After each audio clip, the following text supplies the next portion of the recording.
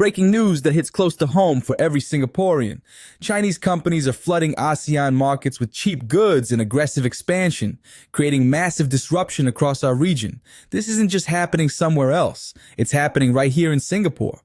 Over 3,000 food and beverage outlets closed in Singapore in 2024 alone, the highest in almost 20 years.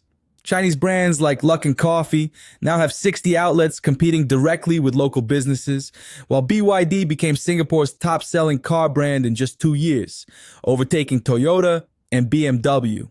Here are the 3 critical impacts you need to understand right now. First, the scale of Chinese market penetration is unprecedented. In Singapore, Chinese e-commerce platforms like Taobao are selling millions of discounted products, putting intense pressure on local retailers. While this means cheaper prices for consumers, it's devastating for local businesses trying to compete with artificially low-priced Chinese goods backed by massive government subsidies. The ripple effects are already visible in our F&B sector, where 274 businesses shut down monthly in 2024, a 60% increase from even the COVID-19 period. This displacement isn't limited to small businesses. Major international brands are feeling the pressure too. Second, industrial overcapacity from China is threatening Singapore's key economic sectors. Our semiconductor industry, which accounts for 7% of GDP, faces growing competition from Chinese manufacturers who've made massive investments in low-end chips used in cars, appliances, and smartphones.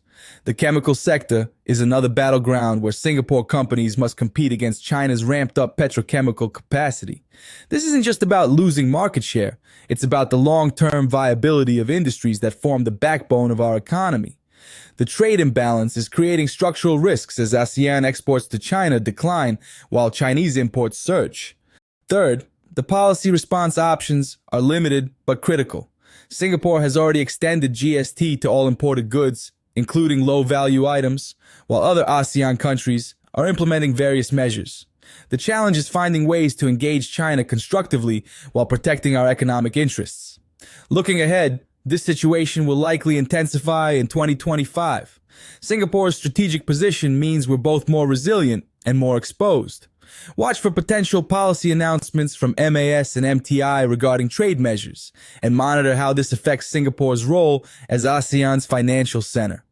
This story is far from over, and its outcome will shape Singapore's economic landscape for years to come.